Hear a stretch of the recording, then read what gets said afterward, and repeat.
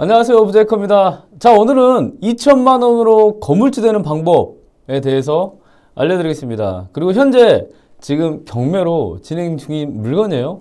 바로 투자 가능한 물건이니까요. 영상 잘 보시고요. 어떻게 우리가 소액으로도 건물주의 꿈을 이룰 수 있는지 한번 보여드리겠습니다.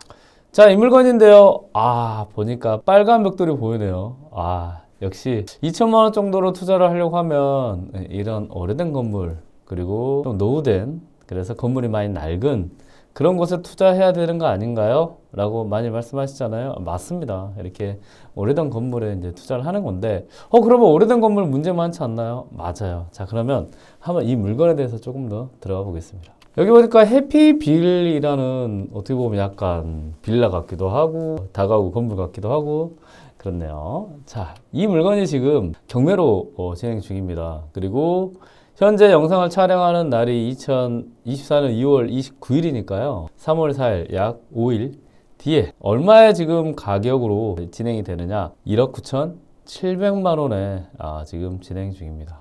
자, 이렇게 조금은 오래된 다가구 건물이 2억 이하에서 굉장히 싸게 지금 진행이 되어 있네요. 그러면 이런 물건을 과연 우리가 투자할 수 있는지, 그리고 투자 가치가 있는지, 그리고 우리가 얼마 정도의 돈을 벌 수 있는지 한번 보시면 우리가 수익으로도 충분히 돈을 벌 수 있다라는 것을 한번 보여드리겠습니다. 이 물건인데요, 지금 전주에 있는 물건입니다. 그래도 전주가요, 지방에 있는 도시 중에 그래도 꽤 큰 도시입니다. 전북에는 광역시가 없어요. 그래도 전라도의 광주만큼 굉장히 큰 도시고, 원래는 광역시로 좀 승격을 해야 되는, 그렇지만 여러 가지 이유로 하지 못한 그런 약간 아쉬운 도시라고 생각하시면 됩니다. 그만큼 큰 도시다라고 생각하시면 되고요. 이 전주에 있는 다가구가 1억 9,700만 원에 지금 경매로 진행이 되고 있습니다. 자, 그러면 이 물건을 조금 더 볼 수 있도록 하겠습니다. 자, 여기 보니까요, 이 비고란을 보면 얘가 지금 몇 살인지가 나와요. 이 비고를 보니까 이 사용 승인이 1991년식이네요. 아구야. 그러면 지금이 2024년 이니까 약 한 31, 2년 정도 됐네요. 너무 오래된 다가구네요. 에이, 부자이커님, 너무 오래됐으니까 가격이 이렇게 싸죠. 맞습니다. 다만 여러분들은 투자하는 사람이잖아요. 그러면 싼 것 중에 좋은 물건을 고를 수 있는 방법을 계속 공부하고, 그리고 이런 물건을 좀 고르기 쉽지 않으니까 지금 이 영상 보시는 거잖아요. 그러면 좀 더 이 물건에 대해서 들어가 볼 수 있도록 하겠습니다. 귀 쫑긋 세워주세요. 이 물건 보니까 1층, 2층 지하에서 약 3계층, 3계층으로 되어 있는 다가구 주택이라는 것을 알 수 있고, 지금 나이가 벌써 31살 된 오래된 다가구에서 건물은 정말 오래됐다라는 걸 알 수 있죠. 조금 더 들어가 볼 수 있도록 하겠습니다. 경매니까 권리 분석 한번 해볼까요? 지금 여기 2020년 6월 22일이 이 경매 물건에서 가장 먼저 돈을 받을 빚인데요. 이 돈을 받을 빚을 말소 기준 권리라고 하고요. 이 말소 기준 권리보다 뒤에 있는, 이렇게 이 권리를 포함한 뒤에 있는 애들은 다 말소가 돼서 이 부동산의 등기부등본 자체는 여러분들이 낙찰을 받았을 때 깨끗해진다는 부분 꼭 염두에 두시기 바랍니다. 그래서 여러분들이 경매를 할 때 가장 먼저 알아야 될 것은 말소 기준 권리를 찾는 것. 이게 중요합니다. 자, 그리고 나서 이 말소 기준 권리 날짜와 임차인들이 여기에 임차입니다라고 전입한 날짜에 선후를 보는 것, 이게 권리 분석입니다. 2020년 6월 22일이 말소 기준 권리고요. 여기에 들어와 있는 임차인들의 전입 날짜를 한번 봐볼게요. 제가 찾아보니까요, 이 임종천이라는 분이 지금 전입이 가장 빠르고요. 이분만 지금 말소 기준 권리보다 먼저 전입되어 있고, 나머지 분들은 다 뒤에 전입되어 있기 때문에 대항력이 없다라는 걸 알고 계시면 될 것 같아요. 그리고 임종천 님도 조금 조사를 해보니까 그렇게 큰 문제는 없다라는 것 한번 염두에 두시고, 여러분들도 이 물건을 조금 더 조사를 해보시기 바랍니다. 자, 그러면 권리 분석도 이제 큰 문제가 없고요. 다만 문제는 나이가 오래됐죠. 32살, 약 31살, 2살 정도 된 다가구에서 오래됐기 때문에 얼마나 손볼 때도 많고 하자도 많고 그리고 인테리어 할 때도 많겠습니까? 그렇죠. 그렇기 때문에 사람들이 관심을 안 가졌다. 맞아요. 그럴 수 있겠습니다. 자, 그러면 물건을 조금 더 보겠습니다. 자, 입지를 한번 봐볼까요? 이 물건의 입지. 그래도 이 물건이 오래되긴 했지만 사람들이 이용을 해야 낙찰 받고 나서 인테리어를 하고 월세를 좀 받을 수 있는 그런 다가구로 바뀌지 않을까요? 자, 볼게요. 여기 지금 약간 이 바늘 표시 있는 곳이 물건이 있는 곳이고요. 가만 보니까 옆에 전주 상업고등학교가 있고 그 다음에 유치원이 바로 있네요. 그리고 여기 초등학교가 바로 있고 뭐 힐링학교 등 약 가족이 머물 수 있는 그런 곳이고요. 여기 힐스테이 어울림 효자 아파트라고 해서 이게 약 1200세대니까 여기는 곱하기 3하면 약 3500명 정도가 이 아파트에 살 거예요. 살 건데 여기 보니까 보통 가족 그러니까 아이 한두 명 키우는 가족들이 여기에서 살 수 있겠다라는 수요의 측면에서 확인할 수 있습니다. 그리고 여기 보니까 페리카나, 내과, 뭐 족발, 파리바게트 이렇게 있네요.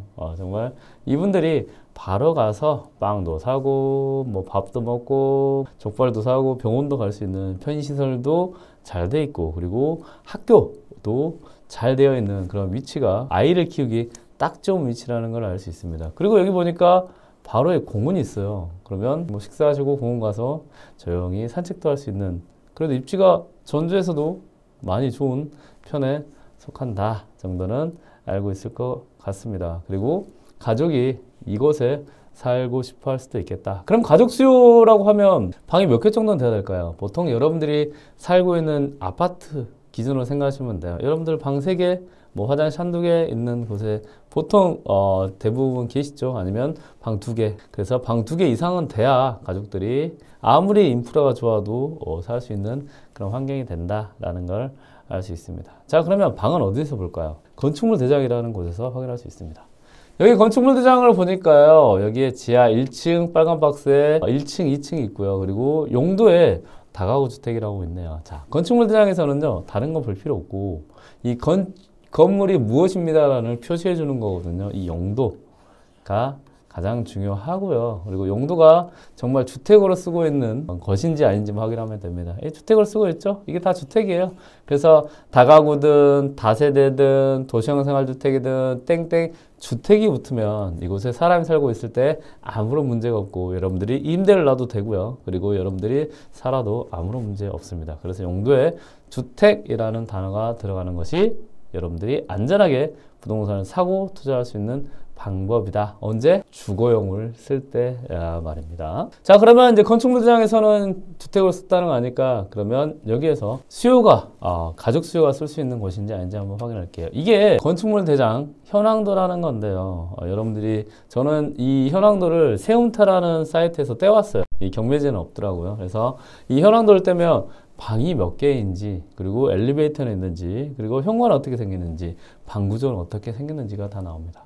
자, 이 물건 보니까 여기에 이제 방이 하나, 둘, 셋 있네요. 그리고 거실 및 주방이 있고 이게 지금 한 호 쓰고요. 2호 같은 경우도 방 하나, 둘, 방 3개 있네요. 그래서 한 층에 3개 룸이라고 해서 영어로 그냥 우리 영어로 합니다. 3룸이라고 표현을 하거든요. 그러니까 한 층에 3룸 2개가 있네요. 그리고 3개 층이니까 3룸 다 해서 6개가 있다는 걸 알 수 있습니다. 그러면 그걸 단서로 여러분들이 시세 조사를 할 수 있고요. 월세를 조사할 수 있다라는 것 꼭 참고하시기 바랍니다. 자, 그래서 제가 그 다방이라는 곳에서 월세가 얼마였는지 한번 봐봤습니다. 보니까 기본적으로 3천에 56 이런 것도 있지만요. 1000에 35라고 해서 3룸 이상이라는 곳이 제가 빨간 박스로 쳐놨습니다. 다만 이런 전주 같은 곳에서는요. 이런 월세 자체를 조금 낮게 표시하려고 월세와 그리고 관리비를 따로 표기하는 경우가 많습니다. 그래서 임차인이 어차피 내는 돈을 여러분들 월세라고 생각하시면 되고 이 월세는 관리비 15만 원 포함하게 되면 1000에 50만 원 정도가 여기 월세다 생각하시면 되고요. 그리고 전주는 공실박스라는 사이트가 있거든요. 꼭 기억하세요. 자, 이건 좀 적어드릴게요. 공실박스. 전주와 대전 그리고 지방의 뭐 천안 이런 데 보면 이 공실박스라는 사이트에서 여러분들 실제 이런 월세가 나오는 물건들을 확인할 수도 있으니까요. 이 사이트도 꼭 참고하시기 바랍니다.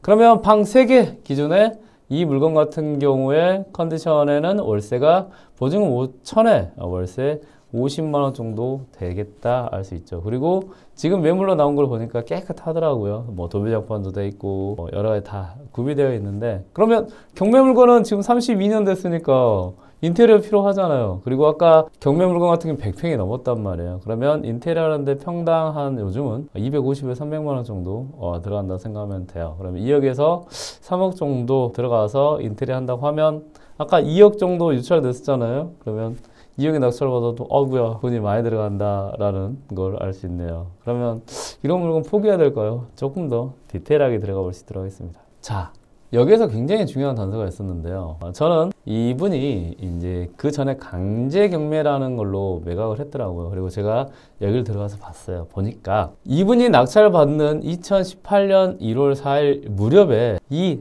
다가구가 인테리어를 진행 중이더라고요.